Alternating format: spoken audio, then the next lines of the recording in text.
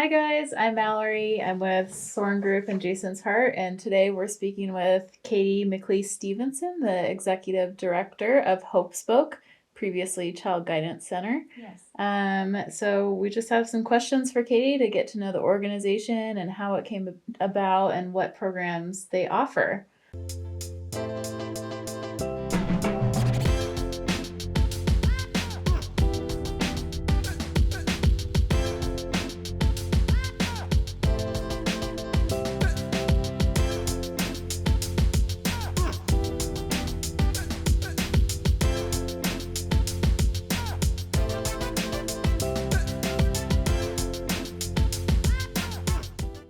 So, HopeSpoke is a nonprofit organization that helps children and families through comprehensive behavioral health and mental health services. Can you tell me like a brief overview of that?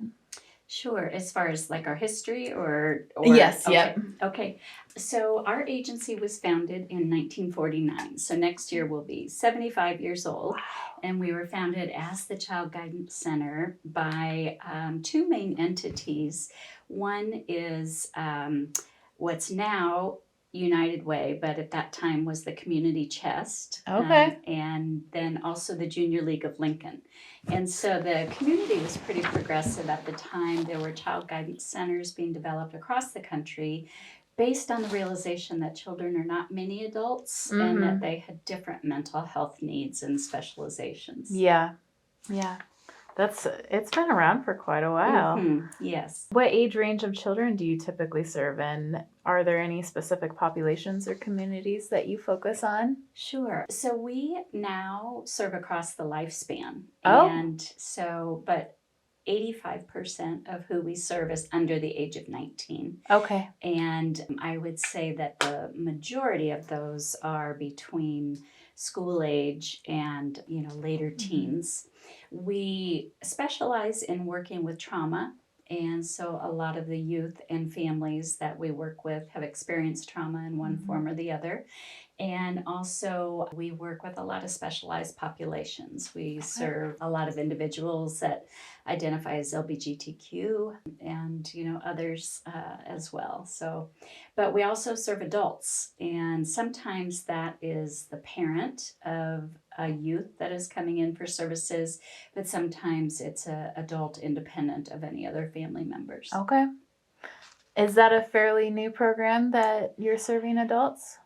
It has increased over time. And one of the neat things is we see individuals who maybe came to us when they were younger want to come back for services. Okay. And that was part of our rebranding was we were starting to see more adults. And so our name, the Child Guidance Center, didn't fit us quite as well as it once did. Yeah, interesting. And that's really neat too, because services or need for services doesn't stop when somebody becomes an adult. Right, absolutely. Yeah.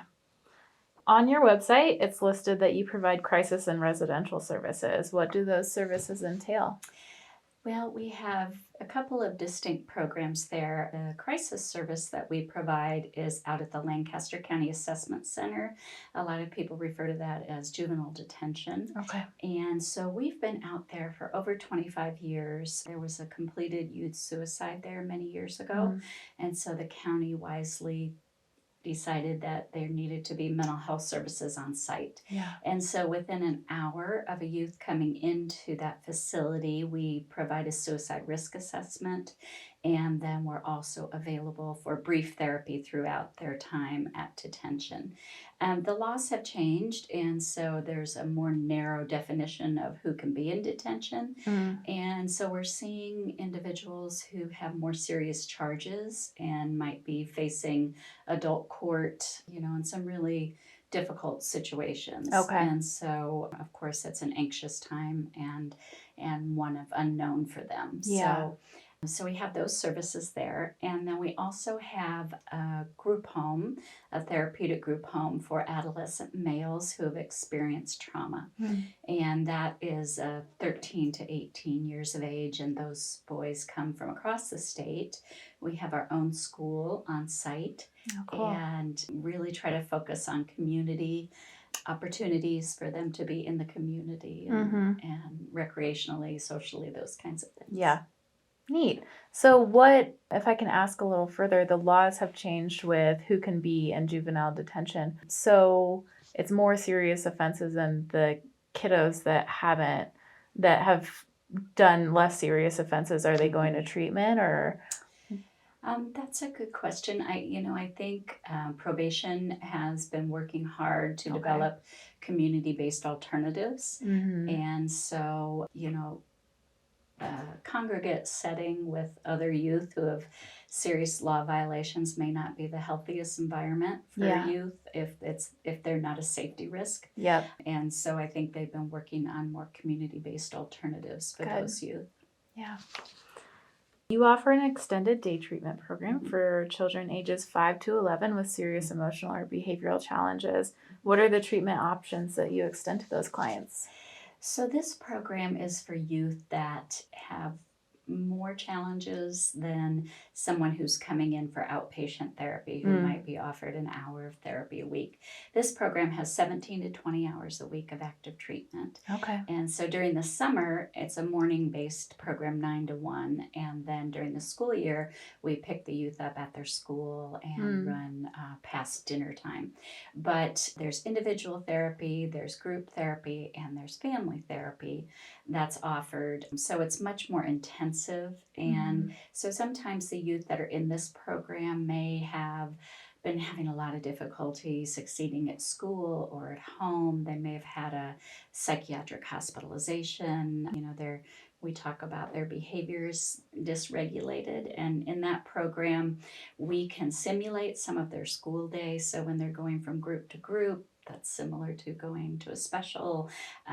When they're eating, that can be similar to a cafeteria setting. We have a small gym, and so they can practice a lot of behavior management Yeah. in environments with other youth who are experiencing some of the things that they are. Yeah. That seems like a really great program. It is, and it's unique. We're the only one providing this in Lincoln, and this was started over 25 years ago wow. at the request of Lincoln Public Schools. Wow. Okay. Is that the location that's on O Street? Yes. Okay. A good portion of the first floor of that building has the extended day treatment program. Okay. What or how do your outpatient services differ from your extended day treatment program? I would say, in terms of the difference, probably it's intensity. When someone's in outpatient, they're typically seen once a week for an hour. Yep. Sometimes that varies. Sometimes it's twice a week. Sometimes when someone is stepping down, it might be once every other week. But sometimes what we'll see is a young person is in outpatient therapy, either in the schools or at our building, and their therapist realizes they really need more. And so they might refer them to extended day, and they might then go to that program and then might come back to outpatient therapy. So it really is more about intensity. And then also with extended day, they have group and family therapy built in. Yeah, that extra support. What are some of the challenges or obstacles you face in delivering your services, and how do you overcome them? Well, one of the big challenges that we have right now is a workforce issue Yeah, that's not unique to our agency or our industry, it is not. but we feel it acutely. And that, coupled with, we have just seen a tremendous increase in the need for our services, particularly during the pandemic, but that has stayed at a much higher level than pre-pandemic, if we can think back to when that was. But so it's a little bit of a perfect storm. There's greater need, and we're actively recruiting for therapist positions. So that's a difficulty that we experience. I think once we can get an individual into services, we have really, I won't say good luck, but we have really skilled therapists that are able to engage them. And I think that person, whether it's a child or an adult, is very involved in determining their treatment goals. And, I think they can find it to be, it's not an easy process, but it's a very worthwhile process of treatment. Yep. They are really good programs. how can individuals or the community get involved and support your organization's mission? Well, we're unique in that almost everything we provide is clinical in nature, and so Mm-hmm. it's highly confidential. And so we're not really a setting that we can have a lot of on site volunteers because Yep. of that circumstance. But we have been really fortunate to have volunteer groups that have Mm-hmm. done some things for us. So sometimes that's been painting, sometimes that's been helping to thoroughly clean our vans Mm-hmm. that are in the programs, help with our trash pickup around our building. We've had groups that have decided that they want to connect with us over the holidays and do some holiday giving to our Mm-hmm. clients. So there's specialized ways. The other way, we have an annual fundraiser, and that is the Gourmet Comfort Classic, and that's held the first Friday in May Okay. during Children's Mental Health Awareness Month Mm-hmm. and week. And so that's a really fun event, and people can come to that event. It's a chef competition, and we Oh, give them a cool. theme, and you get to vote on your favorite one. Mm-hmm. We typically have 5 to 6 chefs. There's silent auction. There's a band. It's not your sit down chicken dinner kind of Yeah. kind of event, Yeah. but it really is fun. Yeah. So that's another way that people can connect. And of course, like many nonprofits, what it costs to provide our service exceeds the revenue that comes in our door. Mm-hmm. And so we're always very grateful for individuals or groups or organizations or businesses that choose to share their resources Yeah. with us financially. Yeah. If people are interested in services, where could they go to get that information? One of the best places is our website, and that's www.hopespoke.org, Mm. and you can find information there. You can also call our agency, and that number is 402-475-7666. Okay. We also are on social media, mostly Facebook, and so we post different things that are going on. Mm-hmm.